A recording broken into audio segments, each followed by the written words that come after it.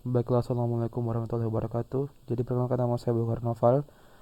Saya dari kelas Sistem Cerdas. Pada kali ini kami akan menjelaskan mengenai program aplikasi sistem pakar yang telah dibuat. Lalu ada juga teman saya, Saudara Ananta Dwi Prayogalwi, yang akan menjelaskan demo aplikasinya. Nah, pada kali ini saya akan menjelaskan mengenai backend atau struktur kode dan perancangan sebelum menggunakan aplikasi ini. Nah, jadi bisa dilihat pada tampilan ini kami sudah membuat sebuah database yang dimana di dalamnya terdapat beberapa tabel atau data. Ada analisa hasil, login, tem analisa, tem penyakit, tem pasien, gejala, relasi, dan penyakit resolusi. Nah, masing-masing dari tabel ini saling berhubungan. Semuanya dihubungkan dari kode dari masing-masing tabel. Nah, semua itu ditampung pada tabel relasi berikut ini. Itu ada kode gejala dan kode penyakit, yang dimana pada pada dua indeks ini nantinya akan dijumlahkan, lalu akan diproses untuk menghasilkan output sesuai gejala yang dialami oleh pasien. Nah, bisa dilihat pada bagian struktur programnya. Di sini pada bagian mungkin saya akan menjelaskan bagian utamanya saja. Nah, di sini kita memanggil fungsi tabel relasi, lalu kode indeksnya itu adalah kode penyakit, yang dimana nantinya akan di dijumlahkan jumlah bobot. Nah, jumlah bobot ini sendiri uh, rentannya 1 sampai 5. Di sini nanti akan masuk fungsi Fuzzy Mamdani, yang dimana outputnya nanti akan menghasilkan tingkat persentase penyakit yang dialami oleh pasien. Nah, lalu pada bobot yang telah diatur oleh admin ini, yaitu saya sebutkan tadi 1 sampai 5, akan di akan di akan di akan diberikan akan ditampung nilainya pada setiap gejala. Nah, lalu gejala yang telah diindikasi bobotnya akan berelasi pada tabel penyakit.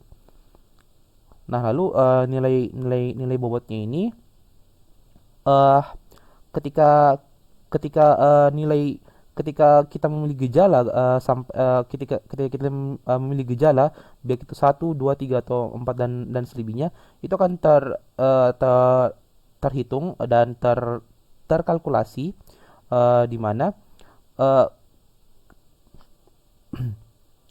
yang dimana jumlahnya ini akan menentukan tingkat persentase dan akan memberikan output berupa solusi uh, berdasarkan gejala yang dipilih. Nah, bisa dilihat pada proses ini. Nah, lalu pada bagian ini terdapat fungsi untuk bagian register, yang dimana nanti pasien akan menginput nama, jenis kelamin, umur, dan alamat mereka. Nah, mungkin seperti itu fungsi sebenarnya dari program aplikasi yang nanti akan dijalankan oleh saudara Nanta.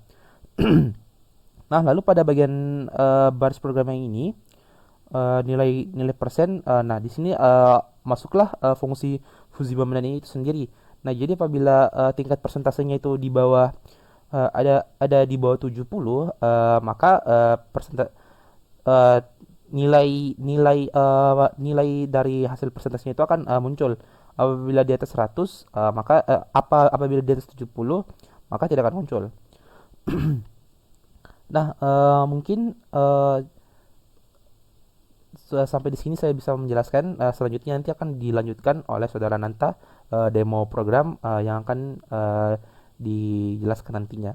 Sekian, wassalamualaikum warahmatullahi wabarakatuh. Assalamualaikum warahmatullahi wabarakatuh.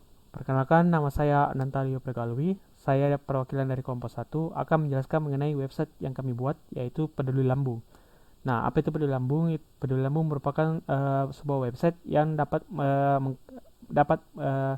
mengklasifikasikan apa penyakit lambung yang kita alami berdasarkan gejala-gejala yang kita masukkan.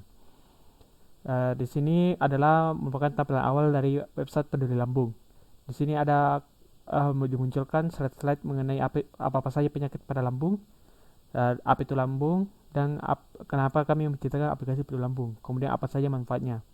Kemudian ada juga ditampilkan sebuah video pengantar mengenai apa saja penyakit-penyakit pada lambung dari seorang pakar dokter.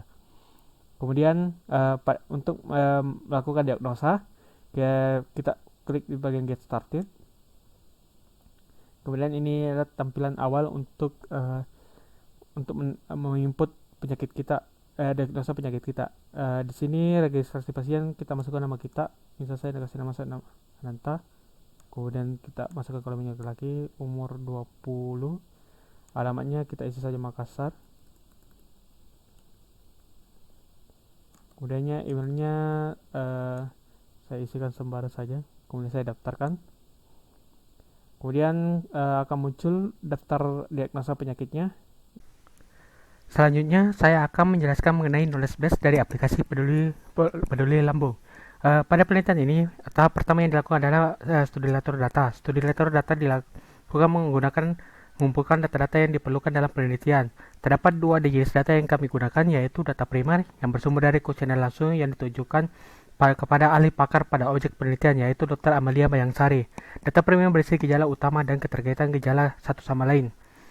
Kemudian ada juga data sekunder yang bersumber dari buku-buku, jurnal, dan sumber valid lainnya mengenai penyakit lambung sistem pakar, dan kami gunakan untuk mencari solusi dari penyakit-penyakit yang ada dalam knowledge base ini.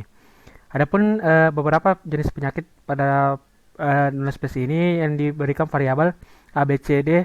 Misalnya pada A yaitu gastritis, B dispepsia, C kanker lambung, D GERD, E gastroenteritis, F gastroparesis, dan G tukar lambung.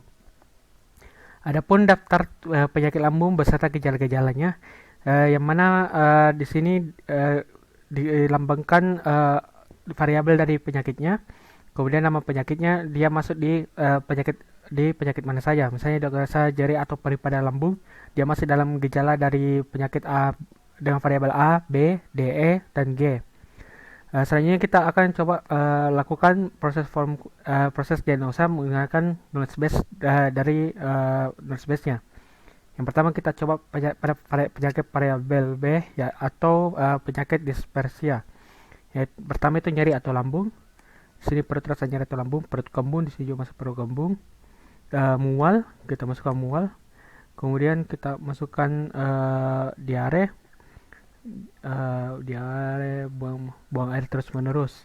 Kita masukkan 3 saja, kemudian kita lakukan proses diagnosa. Maka hasilnya adalah Anda menderita penyakit dyspepsia. Ini sesuai dengan knowledge base dari form knowledge base-nya, dari tabel penyakitnya.